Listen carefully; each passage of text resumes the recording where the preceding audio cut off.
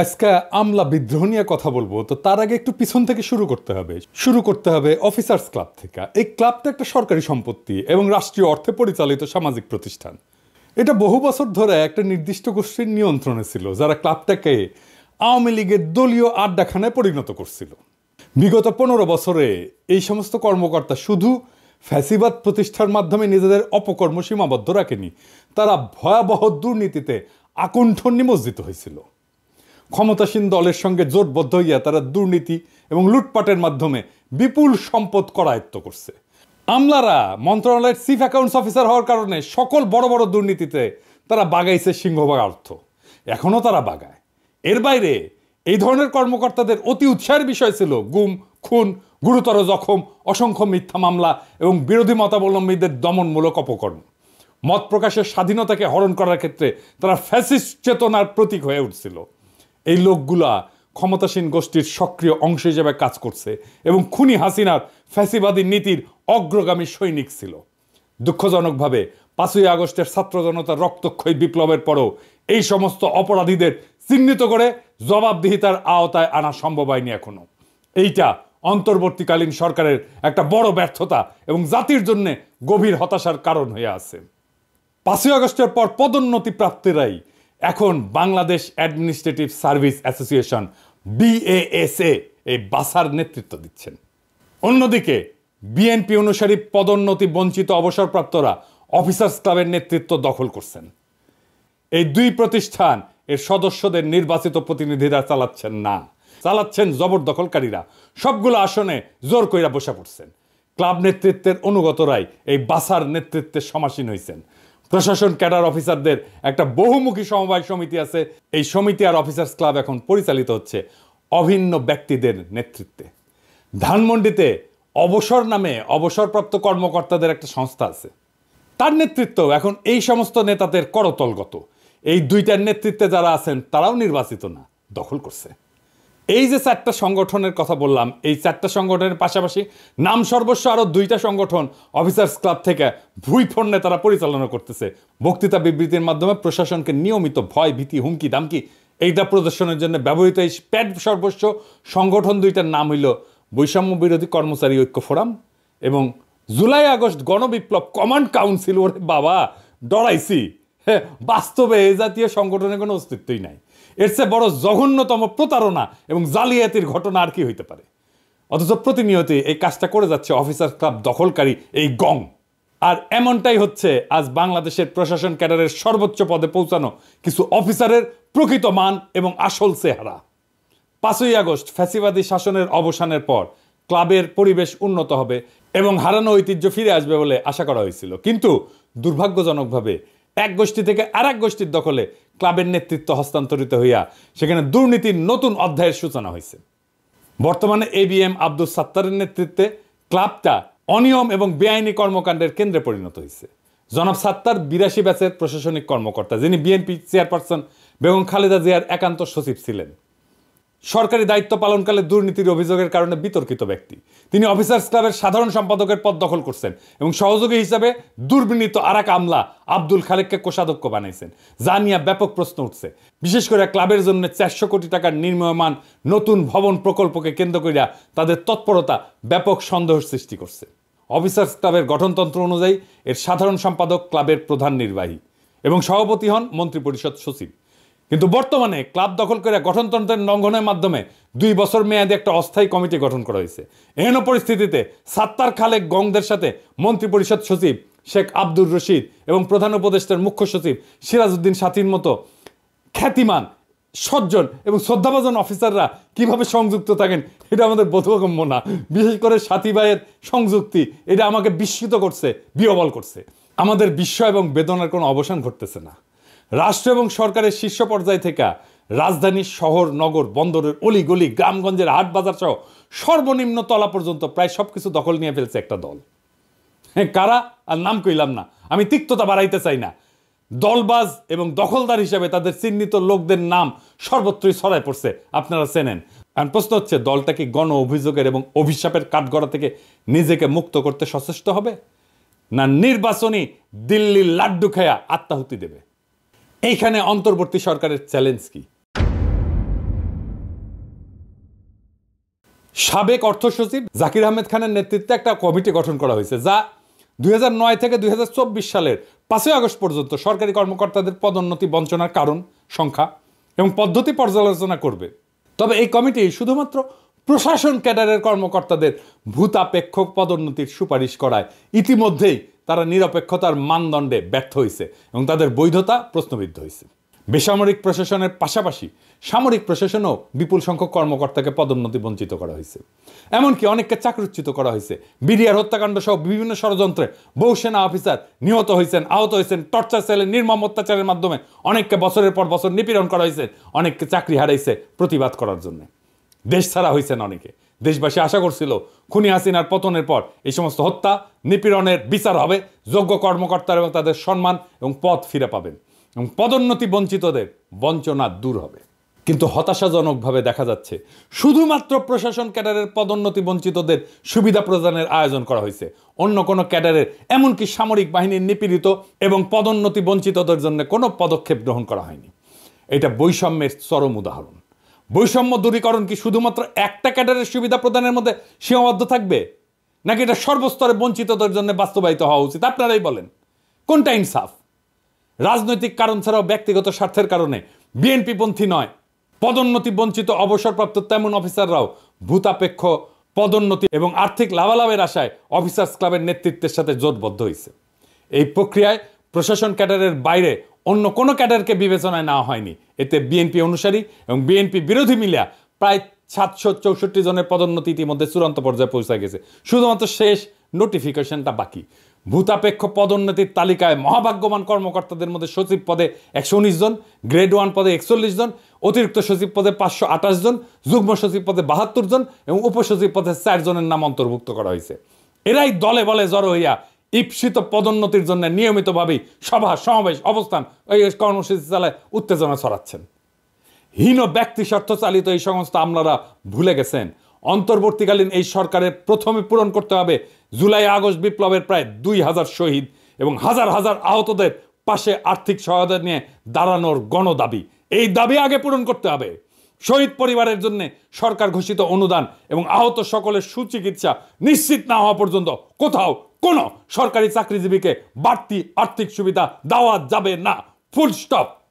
গত 15 বছর সেনাবাহিনী, পুলিশ, বিচারক, ডাক্তার, শিক্ষক, কৃষিবিদ, engineer, BGB, Ansar, customs, VAT, income tax সহ অন্যান্য ক্যাডারের যে সমস্ত কর্মকর্তা নানান নির্যাতনের শিকার এবং পদোন্নতি বঞ্চিত হয়েছেন, তাদের আর্থিক ক্ষতিপূরণ বা ভূতাপেক্ষ প্রমোশন নিশ্চিত না করা পর্যন্ত প্রশাসন ক্যাডারের 764 জনকে দেওয়া বিশেষ সুবিধার কার্যক্রম স্থগিত রাখতে হবে, ফুল স্টপ, কোনো কথা নাই। প্রধান উপদেষ্টা প্রফেসর ইউনূসকে মনে রাখতে হবে যে তিনি এখন যে কাজটা করতেছেন তা একটা ক্ষুদ্র ঋণ প্রকল্প না, এনজিও না।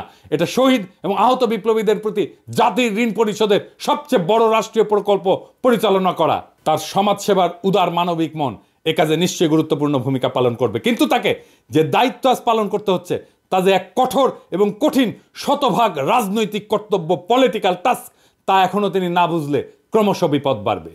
এইবার আসেন এই যে প্রশাসনিক স্বার্থান্বেষী মহল, এইটা নিয়ে কিছু আলাপ করি, তাহলে বুঝবেন এই আমলা বিদ্রোহের শিকড় কোথায়। অন্যদিকে হঠাৎ কইরা প্রশাসন সংস্কার কমিশন প্রাথমিকভাবে তাদের কয়েকটা সুপারিশ প্রকাশ করলে প্রশাসন ক্যাডারের কর্মকর্তারা সকল রীতিনীতি, আইন কানুন ভেঙে বিক্ষোভ প্রদর্শন করতে শুরু করছেন। বিশেষ করে পরীক্ষার মাধ্যমে উপসচিব প্রস্তাবের বিরুদ্ধে চাকরিরতরা প্রতিক্রিয়া দেখাইলে তাদের সাথে অবসরপ্রাপ্ত অফিসাররাও যোগ দেন। স্বার্থান্বেষী এই দুই পক্ষ যৌথ সভার আয়োজন করেন, যেখানে অন্য পেশার কয়েকজন উচ্চকণ্ঠী ব্যক্তিকে ডেকে আনা নিজেদের পক্ষে বক্তৃতা করেন। শুধু তাই না, এই সভায় ফ্যাসিস্ট সরকারের দোসর, সহযোগী এবং সুবিধাভোগী হিসেবে পরিচিত 2014, 2018, 2024 অনুষ্ঠিত জাতীয় সংসদ নির্বাচন পরিচালনাকালে ডিসি ইউএনও হিসেবে দায়িত্ব পালনকারী কর্মকর্তাবৃন্দ সদল বলে যোগদান করে। যাদের অনেকেই বর্তমানে অতিরিক্ত যুগ্ম এবং উপসচিব হিসেবে দায়িত্বরত অফিসার। সংবিধান, গণতন্ত্র, মৌলিক অধিকার লঙ্ঘনকারী এই সমস্ত ক্রিমিনাল কর্মকর্তারা আন্দোলনের এক ডামাডোল সৃষ্টি কইরা তাদের ঘৃণিত অতীত পরিচয় মুছে ফেলার সুযোগকে কাজে লাগাইতে কৌশলে সবার সাথে একাকার হয়ে যাওয়ার অপকর্মে সক্রিয়ভাবে অংশ নিতেছেন। বাংলাদেশের মানুষের স্মৃতি থেকে কখনো কি এই সকল অপরাধের কাহিনী মুছে যাবে? এটা কখনোই সম্ভব না। এই ক্যাডারেরা, এই সচিবালয়ের এই কর্মকর্তারা কি বিবৃতি দিছিল দেখেন আন্দোলনের সময়। আমরা এটা ভুলি নাই। ক্ষতিগ্রস্ত রাজনৈতিক পক্ষ 2008 সালের নির্বাচনকে বাংলাদেশের সেই সময় সেনাপ্রধান মঈনুল আহমেদের পরিচালনায় ভারত সরকারের তৎকালীন বিদেশমন্ত্রী প্রণব মুখার্জির ইন্ধনে অনুষ্ঠিত একটা পাতানো নির্বাচন হিসাবে বিবেচনা করেন, যার উদ্দেশ্য ছিল খুনি হাসিনাকে ক্ষমতায় আনা। তবে তত্ত্বাবধায়ক সরকার ব্যবস্থা বিলুপ্তি পরবর্তী পর্বের নির্বাচনের ধারা ছিল বাংলাদেশের রাজনৈতিক ইতিহাসের সবচেয়ে অগ্রহণযোগ্য, ঘৃণিত এবং কলঙ্কিত অধ্যায়। 2014 সালে অনুষ্ঠিত একতরফা বিনা ভোটের নির্বাচনটা, যেখানে 153 জন এমপি বিনা প্রতিদ্বন্দ্বিতায় জয়ী হন, তা দেশবাসীর মধ্যে ব্যাপক ক্ষোভ এবং নিন্দার সৃষ্টি করছিল। এরপর 2018 সালের নিশিরাতের নির্বাচন ছিল এক কালিমালিপ্ত অধ্যায়। সেখানে ডিসি, এসপি, ইউনো এবং ওসিদের নেতৃত্বে রাতের আধারে ব্যালট পেপার নৌকা সিল মেরা ব্যালট বাক্স ভর্তি করা হয়েছিল। এছাড়া সর্বশেষ 2024 সালের ডামি নির্বাচনও এক মহাকেলেঙ্কারি হিসেবে লেখা থাকবে, যা ভোটের মাধ্যমে জনগণের স্বাধীন ইচ্ছা এবং পছন্দ অনুযায়ী সরকার গঠনের সকল ধারণাকে ধূলিসাৎ করে দিছিল। এসব নির্বাচন শুধুমাত্র গণতন্ত্রের অবমাননা না, দেশের ঐক্য, রাজনৈতিক স্থিতিশীলতা এবং বিশ্বাসযোগ্যতার জন্য এক বড় ধরনের বিপদ হয়ে দাঁড়াইছিল। 2014, 2018 এবং 2024 জাতীয় সংসদ নির্বাচন এবং ফ্যাসিবাদী শাসনামলে পরিচালিত স্থানীয় নির্বাচনে দায়িত্ব পালনকারী জেলা প্রশাসক, এসপি, ইউনো, ওসিদের চিহ্নিত কইরা তাদের জবাবদিহিতার আওতায় আনা প্রয়োজন। অনেক দেরি হয়ে গেছে, কিন্তু এখন এই কাজ শুরু করতে হবে। ওই সময়কার সকল প্রধান নির্বাচন কমিশনার, অন্যান্য কমিশনার, তথাকথিত ভোট ব্যবস্থাপনা এবং আইন শৃঙ্খলা রক্ষার দায়িত্বপ্রাপ্ত সংশ্লিষ্ট বিভিন্ন মন্ত্রণালয়ের সচিব, পুলিশের আইজিপি, তাদের বিভিন্ন বিভাগ, আনসার বিজিবির নানান স্তরের উচ্চপদস্থ কর্মকর্তা সহ সংশ্লিষ্ট সকল অফিসার কর্মচারীকে অবশ্যই অভিযুক্তের কাঠগড়ায় দাঁড় করাইতে হবে। কারণ এদের ভূমিকা গণতন্ত্রের ক্ষতি সাধন এবং ভোটাধিকার হরণের ক্ষেত্রে অত্যন্ত গুরুত্বপূর্ণ ছিল। 2 নাম্বার, এই কর্মকর্তারা ফ্যাসিবাদী শাসনের ইচ্ছা পূরণের জন্য নিরপেক্ষতা বিসর্জন দিচ্ছেন, সরকারি চাকরিবিধির লঙ্ঘন এবং প্রশাসনিক ক্ষমতার অপব্যবহার করছেন। 3 নাম্বার, তাদের কার্যক্রম তদন্ত কইরা উপযুক্ত শাস্তির ব্যবস্থা করা হলে ভবিষ্যতে এই ধরনের অনিয়ম প্রতিরোধ করা সম্ভব হবে। এইবার আসেন এই অসৎ আমলাতন্ত্রের সাথে রাজনৈতিক মৈত্রী কিভাবে হইছে বিরোধী দলের, যারা ফ্যাসিবাদ বিরোধী লড়াই করছে, সেইটা একটু দেখে নিই। ফ্যাসিবাদের অনুসারীদের সাথে বিএনপি পন্থী অফিসারদের একটা অশুভ মৈত্রী হয়েছে। এই মৈত্রীর বিষয়টা দলের হাইকমান্ডের নজরে পড়লেও তারাই নিয়ে কোনো পদক্ষেপ গ্রহণ না করে নীরবতা অবলম্বন করতেছেন। অন্তর্বর্তীকালীন সরকার চাপে পড়ায় দলটার নেতারা আমোদিত হচ্ছেন।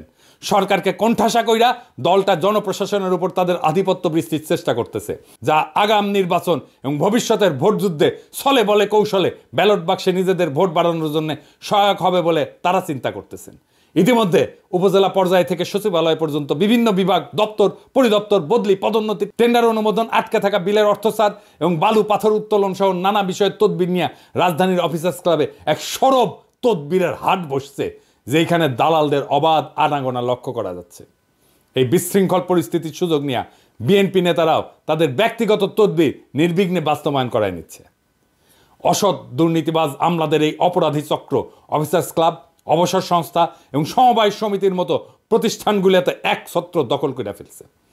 এই সমস্ত প্রতিষ্ঠানে বিপুল অঙ্কের আর্থিক লেনদেন এবং কার্যক্রম আছে, যা তাদের আরও প্রভাবশালী হওয়ার সুযোগ তৈরি করছে। এর ফলে তারা প্রশাসনের অভ্যন্তরে ব্যাপক কর্তৃত্ব প্রতিষ্ঠা করতে সক্ষম হয়েছে এবং তাদের আস্পর্ধা এমন মাত্রায় পৌঁছাইছে যে তারা লাগামহীন উচ্ছৃঙ্খল আচরণে সাহস পাচ্ছে।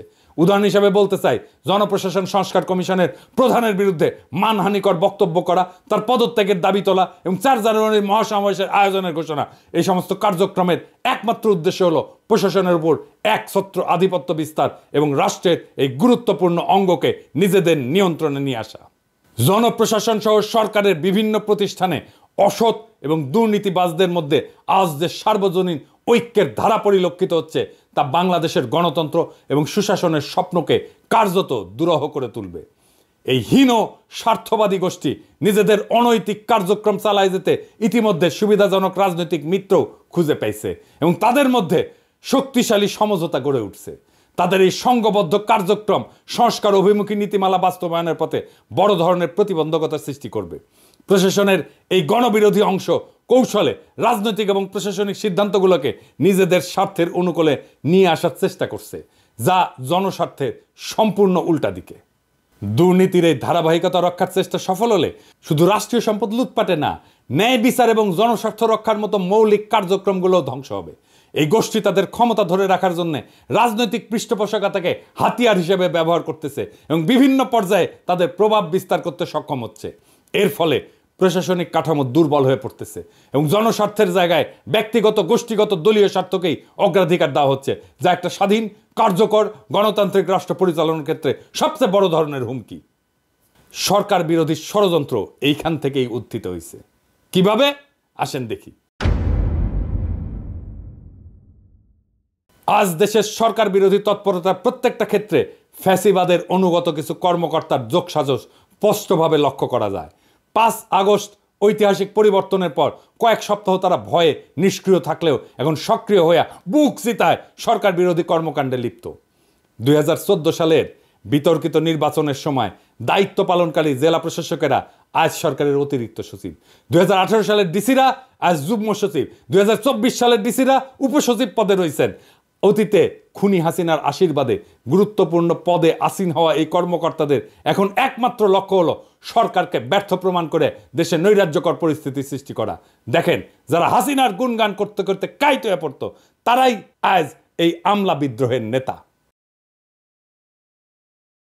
আজকে প্রশাসন ক্যাডারের হৃদয়ের যে রক্তক্ষরণ, প্রশাসন ক্যাডার যে বৈষম্যের শিকার হওয়ার সম্ভাবনা, সেই সম্ভাবনাকে আপনাদের সামনে তুলে ধরার জন্য আমি হাজির হয়েছি।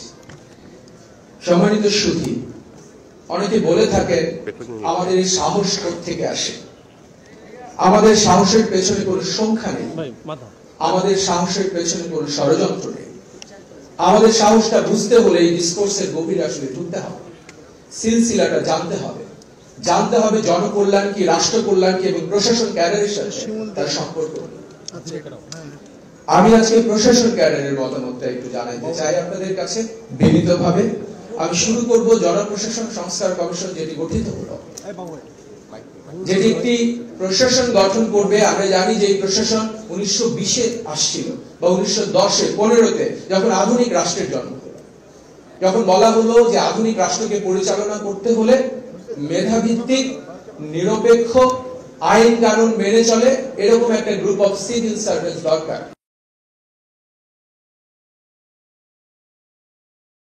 আমার স্বপ্ন ছুঁয়ে দিতে এই ফেলোশিপ এবং আপনি এক চিরস্থায়ী অনুপ্রেরণা হয়ে থাকবেন। মাননীয় প্রধানমন্ত্রী, এক এক দেশের উন্নয়নের এক এক মডেল। 1,47,000 বর্গ কিলোমিটারে প্রায় 17 কোটি মুখ, এত বিপুল সংখ্যক মানুষের খাদ্য, বস্ত্র, বাসস্থান, চিকিৎসা ও শিক্ষা নিশ্চিত করে উন্নত জীবনের স্বপ্ন দেখানোর যে অর্থনীতি, সেটি কোনো সহজ উন্নয়ন অর্থনীতি নয়। সেখানে তত্ত্বকে সাহস দিয়ে মোকাবেলা করতে হয়, যেটি আপনি করেছেন। অর্থনীতির এই মডেলকেই অনেকে শেখ হাসিনা মডেল বলেন এবং আমরা এই মডেলে 2041-এ যেতে চাই। আপনার সুস্বাস্থ্য ও দীর্ঘায়ু কামনায় শেষ করছি। সকলকে ধন্যবাদ। জয় বাংলা, জয় বঙ্গবন্ধু। দেখেছেন কারা? কিছু উপদেষ্টা এই কর্মকর্তাদের দক্ষ বলে প্রশংসা কইরা তাদের গুরুত্বপূর্ণ পদে নিয়োগ দিচ্ছেন এবং আরো পদোন্নতির জন্য সুপারিশ করতেছেন। কিরকম উপদেষ্টা দেখেন তাইলে। কিন্তু বাস্তবে তারা ছদ্মবেশে সরকারের বিরুদ্ধে অন্তর্ঘাত চালায় যাচ্ছেন। কোন আক্কেলে বিএনপি জামাতের সমর্থিত আমলা এদের সাথে মিলা সরকার বিরোধী ষড়যন্ত্রে লিপ্ত হয়েছেন? কার স্বার্থে? কাকে সুবিধা দিতে? আপনারা ওই মতলববাজ আমলাদের চিনেন না? আপনাদের দলের ফেসবুক বিপ্লবীরা একদিকে আমাকে বলে নৈরাজ্যবাদী, কিন্তু আপনারা এখন কি করতেছেন? কোন সুরাজ্য করতেছেন? এই আমলা বিদ্রোহের আগুনে ঘি ডাইলা কার স্বার্থ রক্ষা করতেছেন? এই প্রশ্ন জনতার কাছে আপনাদেরকে দিতে হবে। এই গোষ্ঠী কৌশলে সরকারের অভ্যন্তরে বিভ্রান্তি এবং অস্থিতিশীলতা সৃষ্টি করতেছে। মতলববাজ এমন কর্মকর্তাদের চিহ্নিত কইরা দ্রুত এদের প্রতিরোধের পদক্ষেপ গ্রহণ করা জরুরি। একই সঙ্গে সরকারের গুরুত্বপূর্ণ পদে নিয়োগের ক্ষেত্রে সতর্কতা অবলম্বন এবং প্রাসঙ্গিক যোগ্যতা যাচাই করা আবশ্যক। সরকার যদি এখনই এই কর্মকর্তাদের চিহ্নিত করে তাদের কার্যক্রমের জন্য জবাবদিহিতার আওতায় না আনে, তবে এর ফলাফল হবে অত্যন্ত মারাত্মক।